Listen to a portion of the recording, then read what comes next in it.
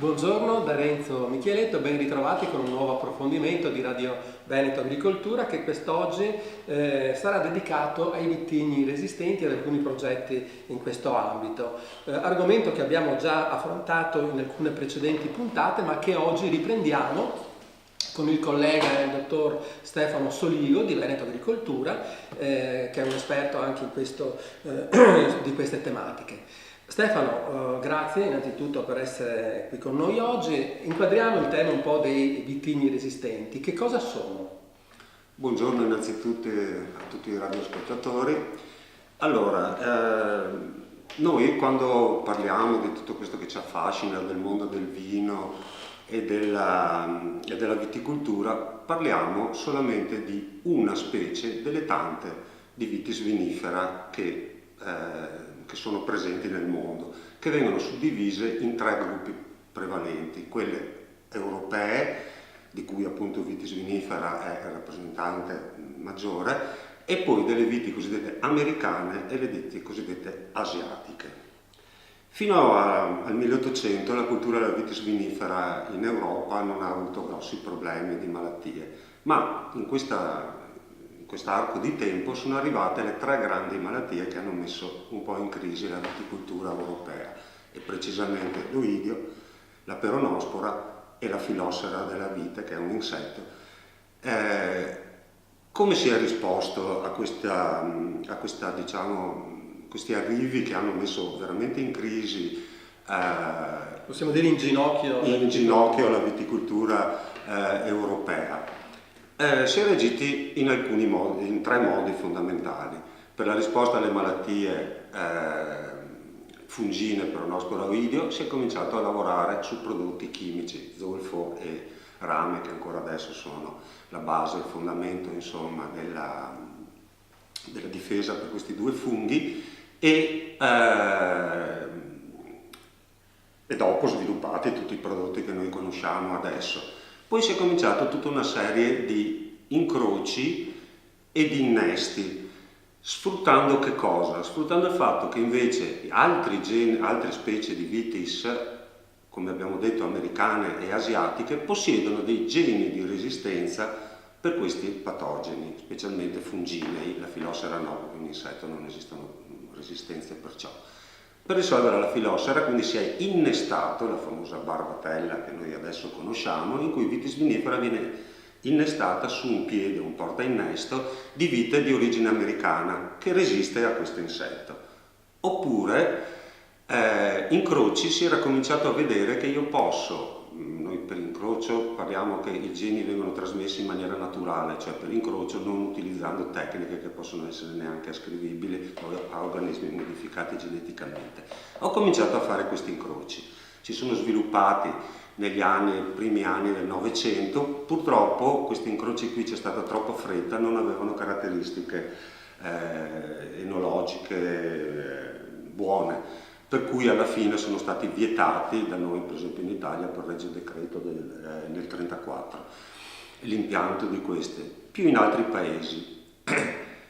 Altri paesi però, specialmente Germania, Ungheria, Repubblica Ceca, Unione Sovietica e Serbia, sono andati molto avanti in questi incroci, generando degli incroci di seconda, terza, quarta, quinta generazione, ormai siamo alla sesta generazione, e quindi rincrociando un donatore con vitis vinifera si è arrivata ad avere pochissima percentuale di ibrido, così di non vitis vinifera, all'interno delle piante. Questi sono i vitigni resistenti. Stefano, veramente complimenti, perché hai fatto un quadro davvero molto chiaro e abbiamo compreso finalmente come si inquadra e cosa sono i vitigni resistenti. Ma facciamo il punto. Oggi com'è la situazione? Su cosa si sta lavorando? Quali sono i vitigni resistenti più interessanti?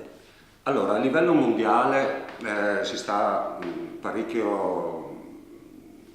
Le sperimentazioni stanno andando avanti molto velocemente e possiamo dire che attualmente possono essere considerati in 25 paesi circa 360 varietà resistenti, dove trovano principalmente collocazione.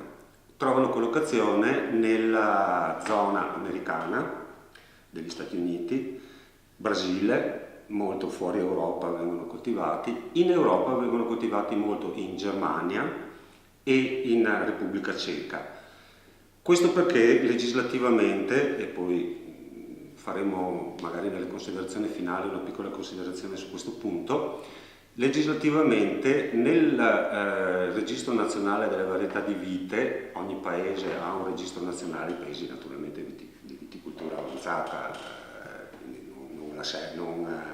voglio dire il Montenegro, ma sicuramente la Germania, la Francia, l'Italia e la Spagna, hanno un registro nazionale della varietà di vite dove vengono iscritti tutti i vitigni che poi saranno autorizzati dalla cultura in ogni singolo Stato. Nel registro tedesco le varietà di vitis, che noi parliamo tolleranti o resistenti, così se vogliamo chiamarle resistenti, vengono iscritti come vitis vinifera, proprio per il discorso che hanno un residuo di geni di vite non vinifera molto scarso, quindi possono partecipare alla costituzione anche delle denominazioni di origine controllata. In Italia invece ciò non è possibile, come in Francia, perché la Commissione europea dice vitis da incrocio, IGT sì, DOC e DOCG no.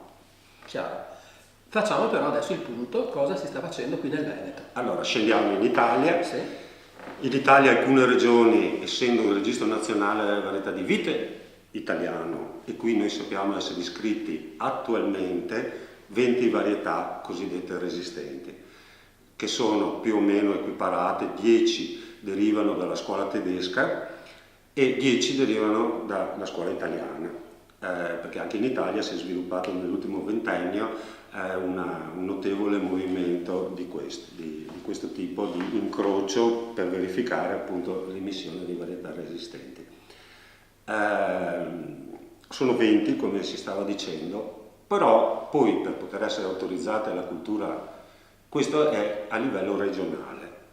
Attualmente in Italia la Regione Veneto ha tutte le 20 varietà ammesse, la Regione Lombardia mi sembra ne abbia 10, il Friuli Venezia Giulia le sta introducendo e la Provincia Autonoma di Trento e Bolzano, proprio per il flusso tedesco, che è stata la pioniera nel fatto delle iscrizioni. Sappiamo che le iscrizioni prime appunto sono state fatte nella provincia di Bolzano con 2 varietà che erano il Regent e il Bronner, addirittura diciamo una decina d'anni fa, ma il grosso arriva nelle iscrizioni nel 2013, 14, 15.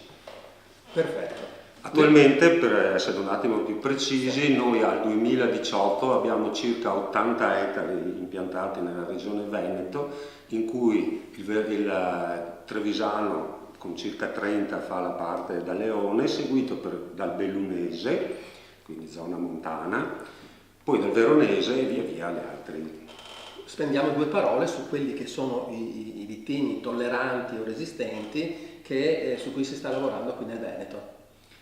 Allora, chiaramente sappiamo essere una ventina, adesso sì, non vorrei lasciarne fuori qualcuno di quelli che stiamo lavorando. Diciamo che attualmente, dopo un primo campo sperimentale che fu costituito nel 2014 o 2013, adesso non ricordo esattamente, nella provincia nella provincia di Verona, sono stati fatti altri 2 campi sperimentali sul progetto regionale affidato appunto a Veneto Agricoltura, uno nella zona di Lison Pramaggiore, in quanto zona vocata più che vocata, che si è sviluppata una notevole cultura biologica, e nella zona di Serren del Grappa, dove siamo a punti abbastanza estremi della cultura della vite. Perché siamo a che altitudine? Lì saremo sui 1000 metri e quindi siamo un po' al confine con la cultura della vite, per cui si è provato queste varietà, specialmente di scuola tedesca, che hanno anche una parte di resistenza al freddo, più resistenti al freddo. Ecco, abbiamo anche i primi vini che arrivano da questi vigneti, che sono stati anche degustati nell'ultima edizione di Vinitalia a Verona. Allora, io vorrei non fare i nomi specifici per ovvi motivi, essendo 2 scuole, 2 distributori esclusivi per l'Italia, non vorrei fare pubblicità di nessuno, certo. delle due cose. Cosa possiamo dire? Possiamo dire che i vini ovviamente si può dire che ormai sono a livello di una vitis vinifera, no? Quindi non hanno più le bruttissime caratteristiche che avevano, che noi conosciamo nei nostri Clinton, per esempio il cosiddetto gusto di Foxy, il fatto che non sviluppano grado, quindi si conservano poco, il fatto che sviluppano nella loro buccia più alcol, una parte di alcol metilico, insomma così via, che c'erano degli inconvenienti, non li hanno più. Ovviamente cosa possiamo considerare? Che tutto è fatto, che questi sono il futuro? No, perché prima abbiamo parlato della questione legislativa. La questione legislativa è abbastanza importante, non potendo io inserirli nella DOC, specie il Veneto, essendosi sviluppato ampiamente la sua fortuna vitivinicola nelle DOC, capite che c'è una certa difficoltà nella loro espansione. Seconda cosa, sono resistenti, vengono chiamati resistenti, ma sarebbe più idoneo chiamarli tolleranti, cioè nel senso che non è vero che in particolari condizioni necessitano di qualche intervento. Chiaramente si può parlare di 3 interventi all'anno, e non dico quanti ne vengono fatti in altre condizioni, naturalmente, per cui questo è. Ma qual è l'inconveniente? È che io una volta che ho formato la varietà, questa varietà dopo la posso moltiplicare solamente per innesto, cioè il patrimonio genetico di questa vite non cambia, mentre il patogeno continua a evolversi, quindi molto probabilmente si può temere che superi le barriere genetiche di questo col tempo. Altro inconveniente che si può trovare sempre di questo tipo, che si è notato, è che io riducendo o non facendo trattamenti di rame mi compaiono malattie collaterali che una volta erano controllate con i trattamenti normali. E ultimissima che però considerazione di cui si può comunque trarre attenzione è quella che noi non abbiamo un mercato di questi vini. Il gusto di questi vini è completamente nuovo, quindi è tutto da fare, e quindi chi intraprende questa cultura deve avere un'idea chiara del mercato che vuole coprire. E per cui, se posso fare una frase conclusiva, quando ho cominciato queste sperimentazioni ormai 10 anni fa su queste varietà qua, dicevo varietà resistenti, un'opportunità da sfruttare. Adesso direi un'opportunità da capire. Benissimo, quindi Stefano, grazie anche perché siamo addirittura d'arrivo e il tempo che abbiamo a disposizione è quasi completato. Possiamo dire che c'è tanto ancora da studiare, da capire, da verificare, anche attraverso le verifiche nei vigneti su cui si stanno realizzando questi progetti, e per cui poniamo grande attenzione, perché probabilmente però ci sono anche degli interessi, voglio dire, il mercato c'è, e soprattutto perché un occhio all'ambiente va sempre dato. Ecco, la considerazione è esattamente questa, pur non risolvendo tutti i problemi, tra le varie argomenti che si lavora per quella che è questo nome un po' che adesso viene chiamata sostenibilità, che però non è una, sono più di una sostenibilità, nella sostenibilità del vigneto, insieme alla riduzione dell'uso di anticritogamici, lavorazioni mirate, tutta questa cosa, esiste anche l'uso di varietà tolleranti o resistenti. Perfetto. Ringraziamo il dottor Stefano Soligo e ci diamo appuntamento alla prossima settimana. Un arrivederci a tutti quanti. Arrivederci.